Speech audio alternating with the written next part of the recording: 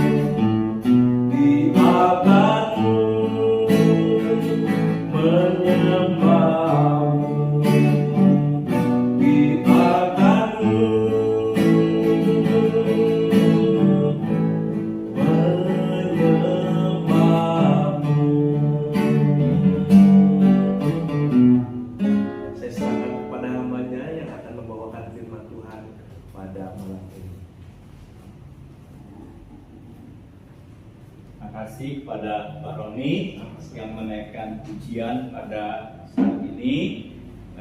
Jumpa lagi dengan saya, Dola COMTH. Malam hari ini saya akan bawakan khotbah dengan judul Sekali Merdeka Tetap Merdeka. Ya, seperti semboyan negara kita, sekali merdeka tetap merdeka. Secara fisik, semua orang yang sudah merdeka, mereka tidak mau lagi diperbudak. Bagaimana secara rohani? Setiap orang yang percaya kepada Yesus sudah dimerdekakan dari kuasa dosa, dari ikatan dosa, dari perbudakan dosa. Apakah mereka mau tetap terikat lagi, mau tetap dikuasai oleh dosa, atau mereka sekarang sudah mengerti, sudah dimerdekakan dalam dosa, mereka mau hidup lepas dari genggaman dosa, lepas dari kuasa dosa.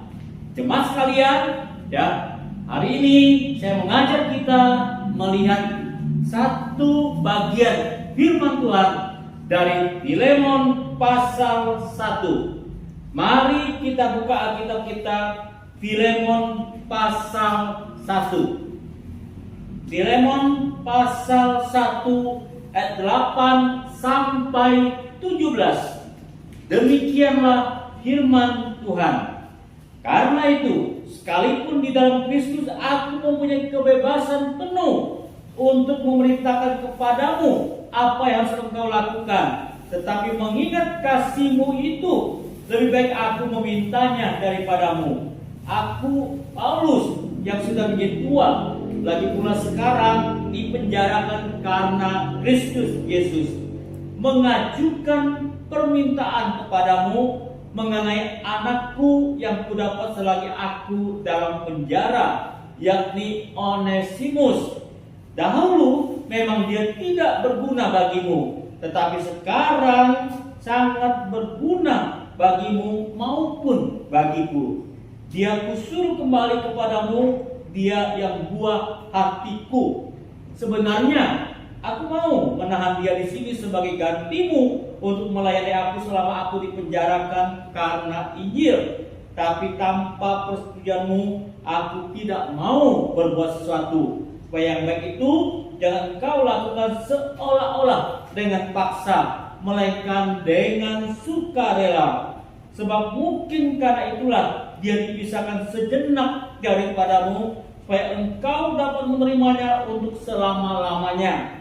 Bukan lagi sebagai hamba, melainkan lebih daripada hamba, yaitu sebagai saudara yang kekasih.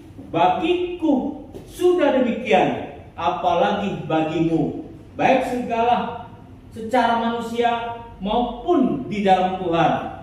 Kalau engkau menganggap aku temanmu seiman, terimalah dia seperti aku sendiri.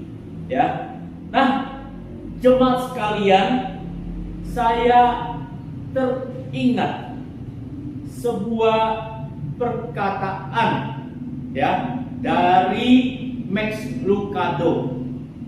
Dia menuliskan dalam buku karangannya, dia mengatakan, ya, Tuhan mengasihi kita apa adanya. Kita yang dahulu hidup dalam dosa, dikuasai dosa, dalam genggaman dosa, tapi Tuhan menghampiri kita. Tuhan mengulurkan tangannya.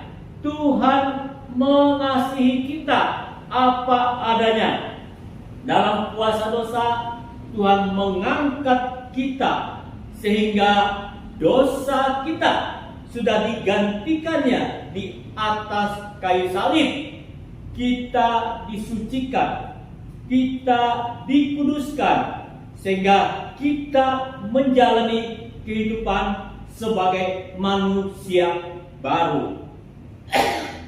Sebagai manusia baru, Tuhan tidak mau kita hidup seadanya, tapi Dia mau membentuk kita semakin serupa dengan Kristus. Apa artinya semakin serupa dengan Kristus?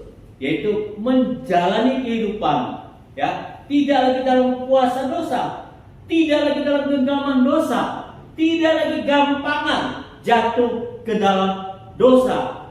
Kita berusaha untuk hari demi hari terus mengatasi dosa, mengalahkan dosa, menang atas dosa. Nah, itulah yang Tuhan Yesus kehendaki dalam kehidupan kita. Jemaat sekalian, kalau kita membaca Filemon ini seorang budak pada waktu Filemon menjadi tuannya, Onesimus menjadi budak dari Filemon. Ya, dia hidup sebagai budak, tapi waktu dia menjadi budak di bawah Filemon, dia melakukan satu kesalahan. Dia mengambil barang, ya, sesuatu dari Filemon. Karena itu, ya, pada waktu itu kalau dia mengambil barang, mencuri, tentu gampang sekali dilaporkan kepada pihak berwajib dan dia akan ditangkap, akan ditahan dan dipenjara. Nah, dia tahu hal itu, lalu dia melarikan diri dari Filemon. Dia melarikan diri dari Filemon, tapi sebagai orang yang sudah tidak di bawah kekuasaan seseorang, ya, tentu menimbulkan kecurigaan dari pihak berwajib, sehingga dia pun akhirnya tertangkap, ya, dan dipenjarakan. Di penjara, Onesimus ini ketemu dengan Rasul Paulus melalui pengarahan, melalui pengajaran, melalui bimbingan Rasul Paulus. Onesimus terbuka akan Injil, menerima Yesus sebagai Tuhan dan Juru Selamat dalam hidupnya. Dia percaya kepada Yesus. Sejak itu hidupnya berubah. Dia terus bertumbuh rohaninya. Karena itu setelah waktunya keluar dari penjara, dia maunya tetap bisa membantu Rasul Paulus, bisa melayani Rasul Paulus di penjara. Tapi Rasul Paulus menghendaki, ya, dia bisa kembali kepada Filemon. Kembali sebagai apa? Nah, bukan kembali sebagai budak seperti yang dikatakan di dalam ayat 16. Ya. Nah, Paulus meminta kepada Filemon, ya, aku kembalikan Onesimus, ya, supaya dia bukan lagi sebagai budak, tapi Filemon perlu menganggap dia sebagai saudara kekasih, saudara seiman. Maksudnya apa? Ya, Paulus ingin Onesimus yang sudah bertumbuh ini, ya, tidak lagi hidup dengan caranya yang lama, ya, sebagai budak. Sekarang dia sudah menjadi seorang yang merdeka.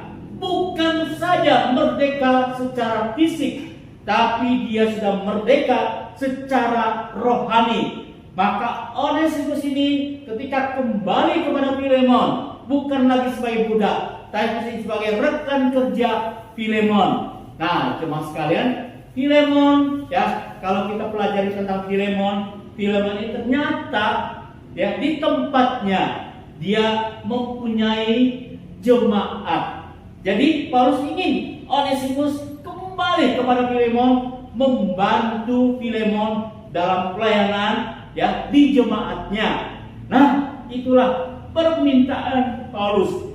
Kita bisa melihat di sini, ya, Onesimus yang sudah merdeka secara rohani, sekarang dia tumbuh, ya, di dalam Tuhan. Dia tidak lagi hidup dikuasai dosa, tapi dia boleh lepaskan dosa, dan dia sekarang tumbuh menjadi seorang yang bisa membantu pekerjaan Tuhan, bisa melayani Tuhan. Bagaimana dengan kehidupan kita setelah percaya kepada Yesus? Barangkali ada yang percaya kepada Yesus, ya, dalam 10 tahun ini. Barangkali ada yang sudah 20 tahun. Barangkali ada yang 30 tahun. Atau lebih dari itu. Setelah kita percaya Yesus, masihkah kita dalam genggaman dosa? Masihkah kita dikuasai dosa? Bagaimana kita menjalani kehidupan? Apakah kita masih gampangan jatuh ke dalam dosa? Dalam hubungan sebagai suami, dalam hubungan sebagai istri, dalam hubungan sebagai orang tua, dalam hubungan sebagai anak, dalam pergaulan di masyarakat, dalam bekerja, dalam usaha, di dalam pemerintahan, ya, di dalam segala hal. Apakah kita masih gampangan jatuh ke dalam dosa? Nah, kita ingat tadi semboyan. Sekali merdeka, tetap merdeka. Mari kita katakan, ya, merdeka. Merdeka dari apa? Bukan hanya dari penjajahan secara fisik, tapi merdeka dari kuasa dosa. Sekarang kita sudah bebas. Katakan, sekarang saya sudah bebas, ya. Saya mau hidup sebagai orang yang mendapatkan kemenangan atas dosa, mengalahkan dosa, ya. Ketika kita percaya kepada Yesus, Roh Kudus diberikan dalam hati kita. Roh Kudus membantu kita bertumbuh semakin serupa dengan Kristus. Roh Kudus mengarahkan kita kepada kebenaran firman Tuhan. Roh Kudus menumbuhkan buah roh dalam kehidupan kita. Roh Kudus memampukan kita, ya, mengerjakan pekerjaan-pekerjaan Tuhan. Mari kita bangkit dalam kuasa Roh Kudus dan kita tinggalkan perbuatan dosa, tapi kita mau hidup sebagai orang merdeka. Kita menang atas dosa. Semakin hari semakin serupa dengan Kristus. Jemaat sekalian, saya ingat dulu ketika saya belum percaya kepada Yesus. Saya seorang yang begitu sibuk, begitu aktif, ya, sebagai anak remaja, terlibat banyak kegiatan, baik keorganisasian, baik olahraga, dan kalau ketemu dengan teman-teman sangat senang, sangat gembira. Tapi kalau lagi sendiri, saya merasakan ada sesuatu kehampaan dalam diri saya. Dan waktu itu, ya, saya menjadi seorang yang gampang sekali marah, emosional, ya. Walaupun saya aktif dalam organisasi, ya, ikut dalam kegiatan keolahragaan, tapi secara emosi saya gampang sekali marah, gampang sekali meledak. Nah, lalu suatu kali teman saya waktu kelas 3 SMA, dia mengajak saya ke gereja. Di gereja saya merasakan ada satu ketenangan, ya, ada satu kerinduan untuk bisa datang lagi ke gereja. Singkat cerita, kelas 3 SMA selesai, ya. Lalu saya harus keluar kota, meninggalkan daerah saya untuk masuk ke perguruan tinggi. Di perguruan tinggi itulah saya semakin mengerti, semakin memahami keselamatan dalam Yesus. Saya percaya kepada Yesus, dan sejak itu saya merasakan ada sesuatu yang berubah dalam diri saya. Seorang yang emosional, seorang yang pemarah, ya, sekarang bisa lebih menguasai diri, bisa lebih sabar. Nah, jemaat sekalian, bukankah dalam kehidupan kita, ya, kita juga mengalami bagaimana Tuhan Yesus merubah kita. Tapi masih adakah, ya, yang kita biarkan dosa itu menguasai kita sehingga tidak terjadi perubahan dalam hidup kita, ya? Tetap saja jatuh ke dalam dosa yang sama, jatuh ke dalam dosa yang sama. Malam ini, hari ini, mari kita bangkit, ya, sebagai orang yang sudah merdeka secara rohani. Mari kita tanggalkan dosa yang membebani kita. Kita mendapatkan kekuatan, kemenangan bersama Yesus. Amin. Saudara-saudara sekalian, mari kita tundukkan kepala, kita tutup dalam doa. Bapa, kami datang kepadamu, kami menyerahkan kehidupan kami dalam tangan-Mu. Pimpin kami, arahkan kami, mampukan kami dalam menjalani kehidupan, sehingga setiap godaan, setiap cobaan yang membuat kami jatuh ke dalam dosa, kami dimampukan lepas dari keadaan demikian. Kami dimampukan menang atas dosa, sehingga kami bertumbuh dalam Tuhan, semakin hari semakin serupa dengan Kristus. Dalam nama Tuhan Yesus kami sudah berdoa. Amin.